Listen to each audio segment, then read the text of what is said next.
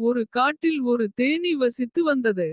அந்த தேனீக்கு தான் மட்டும் தான் இந்த காட்டில் மிகவும் அழகானவன் என்ற கர்வம் கொஞ்சம் அதிகமாகவே இருந்தது. ஒரு நாள் அந்த காட்டில் தேனீ பறந்து சென்று கொண்டிருக்கும் பொழுது ஒரு யானை வந்து கொண்டு இருந்தது.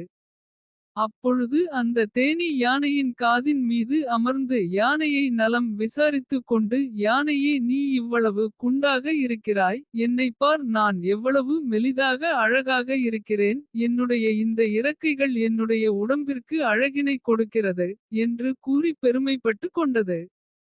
அந்த நேரத்தில் தேனீ யானையிடம் கூறியது, ஆனால் உனக்கும் எனக்கும் ஒரு ஒற்றுமை உள்ளது. அது என்னவென்றால், உனக்கு நீண்ட தும்பிக்கையை உள்ளது. எனக்கு நீண்ட வாய் உள்ளது. ஆனால் என் வாயினால் நான் பூவில் உள்ள தேனை உறிஞ்சுவேன். உன்னால் அது முடியுமா என்று கேட்டு கேலி செய்தது. அந்த நேரத்தில் ஒரு பலத்த காற்று வீசியது.